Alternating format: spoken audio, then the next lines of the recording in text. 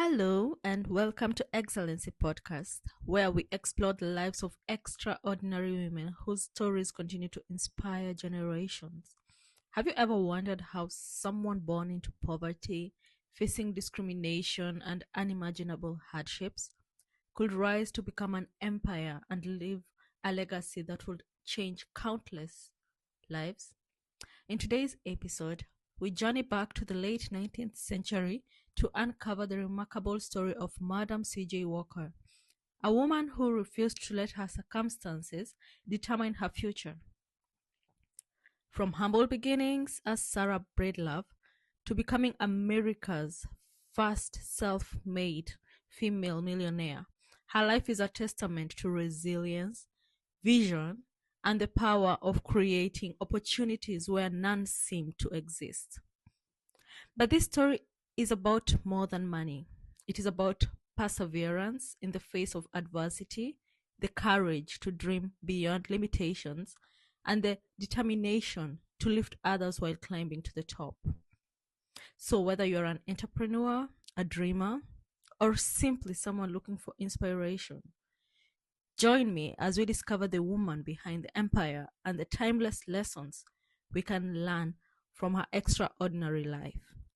This is Excellency Podcast, Her Legacy, Our Lessons, and this is the story of Madam C.J. Walker. So, who is Madam C.J. Walker?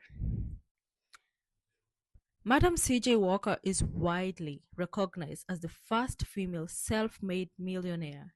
Behind the female millionaire was a woman who did not grow in riches. She was born to parents who were former slaves in Delta, Louisiana, which is a small village.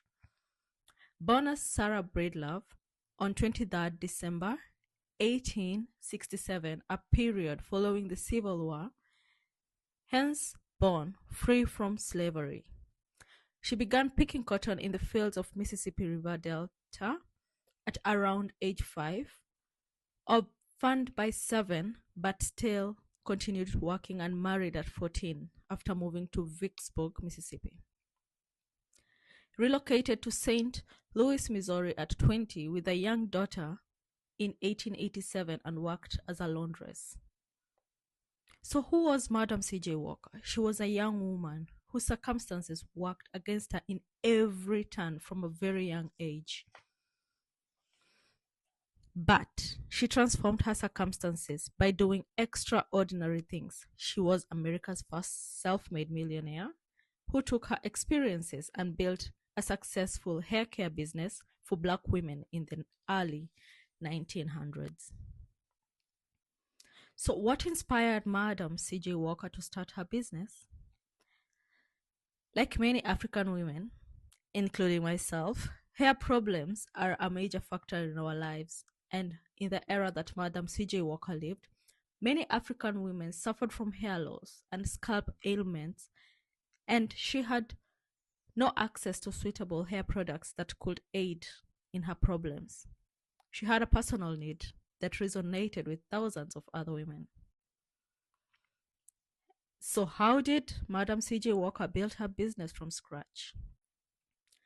Madam C.J. Walker started her beauty empire in 1905 with just $1.25 in capital. She developed her sulfur-based scalp formula. Then she started to market it from door to door. Later, she recruited and trained thousands of women who are known as Walker agents, and they also went from door to door. They earned $5 to $15 a day, which far bypassed the wages for Black women in that era, hence creating a very strong and unique women empowerment. She marketed her products quite aggressively, like featuring her own image on the tins with her products, and this made her products instantly recognizable. She created women empowerment by training her girls in business management, how to budget and how to be financial independent, hence creating a very strong system that worked under her. Walker also sold various products such as shampoos, lotion, brushes, and also heated hair combs. Walker marketed her products in churches and social organizations and made proper use of the black press by featuring in newspapers. And like many entrepreneurs today, Walker understood that customers resonated so well with personal stories and journeys. In 1908, Walker opened a factory and a beauty school in Pittsburgh, expanding her business that they later expanded further to Indiana in 1910. She made good use of national expansion and centralization. Walker had massive trust from her community because she gave back to the community by donating and encouraged girls to engage in local charities, hence elevating her brand's goodwill. What are the challenges that Madam C.J. Walker faced? Well, it was the 19th century, and she faced a lot of challenges and hardships, both in her personal life and in her business life. So, poverty being one of the main challenges that she faced. Being born to former enslaved parents and being orphaned at age 7 did not leave Madam C.J. Walker with lots of options. She married at an early age of 14 and became a widow by 20. Poverty was a major factor which led her to be a laundress. She also suffered hair loss due to poor nutrition and scalp stress and harsh ingredients. The second one, which many entrepreneurs might face, is lack of capital. In that era, banking and startup loans were only meant and accessible to white men. Madam C.J. Walker was a woman and on top of that black, and all the odds were against her. She just had $1.25, which she used as her capital. Well, it isn't far to say that racism and sexism was one of the major challenges Madam C.J. Walker faced. She is extraordinary in every way. Being a black woman in the 20th century and getting the market that was highly dominated by white male, she had to fight constantly against gatekeepers, investors, and society at large who completely undermined and criticized and dismissed the validity and power of a black woman. She had to fight so much against imitators, and she also faced rivalry. Before she started her company, Madam C.J. Walker sold products for Annie Turnbull Malone. But when she moved and launched her own product, she faced competition from Annie Malone, as both women were competing for the same demographic of black female entrepreneurs and consumers. Walker also had to protect her Walker system from competitors legally. So what lessons do we learn from Madam C.J. Walker? Well, to be honest, she is one of the greatest women to ever live in this world. And the first lesson that I learned from her is the solution to your problem might be the business that the world welcome. I have heard it said so many times from business people. Find a problem that resonates with you and find a solution. Their business world will welcome this with open arms. And that is exactly what Madam C.J. Walker did. You want opportunity? Then create visibility. That is our second lesson. Madam C.J. Walker did not shy away from visibility. She did not let the fact that she was a black woman and that the fact could mean that people will retaliate and stop her. In fact, she embraced it and plastered her face on her tin products, making her brand highly recognizable in the market. Number 3, I learned that freedom comes from financial stability. It's no secret that being financially stable opens doors to a lot of things. which mainly amounts to choices people have after financial stability. Madam C.J. Walker also taught us that your first customer is always yourself. The best business people are those that believe in their products. She had a problem and her product solved her problems. That's why she was able to build it, to build a company from scratch because she resonated so well with her products. Number 5, a brand is not just a logo, it is a promise. She delivered value that her products promise people.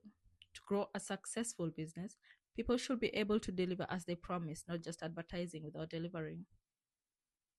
Number 6, communities grow when knowledge is not gatekept.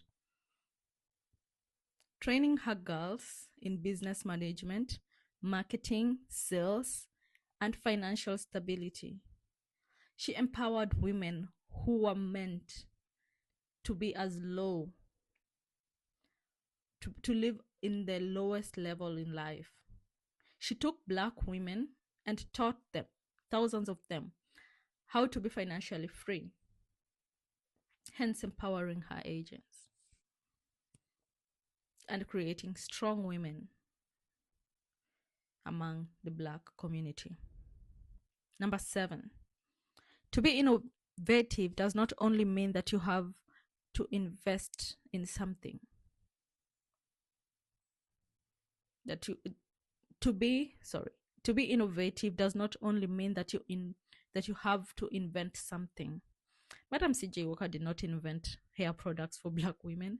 She just developed a specialized line of the hair products formulas. But her Walker system is what really transformed the beauty industry, mainly for Black women. Number 8, before any of your success arrives, your legacy will have long existed. Any choice you make before you arrive to your success destination will shape what people will remember you by in the future.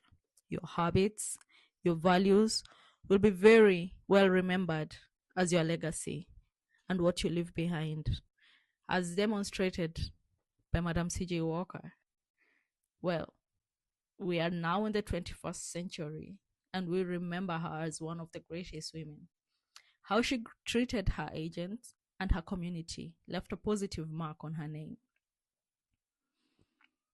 Number 9, when you create any form of opportunity for other people, then the success that you achieve becomes more powerful. We are always told by successful people that when you lend a hand to someone else without expecting something back, then the happiness we feel is on another level. The impact of Madam C.J. Walker extended way beyond her own wealth because she didn't keep it to herself. Number 10, being underestimated can become an advantage. Madam C.J. Walker was a Black woman in the 20th century. I would like to believe that she was brought down many times, but she refused to let that stop her because people underestimated. Then she worked twice as hard. You focus on building and improving the value that you bring to the market, while everyone underestimates you. So, what's my greatest takeaway from this amazing woman?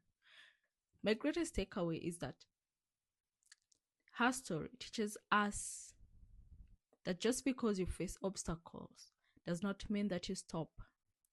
In fact, they can be the very things that drive you to your success. Greatness always begins with a single step taken in faith. Join me in my next episode as we travel from the world of business and beauty to the world of environmental activism and social change as we explore the inspiring life and legacy of Wangari Maathai, who proved that one person can make a global impact and change lives across generations. Well, thank you for joining me. And this is your host.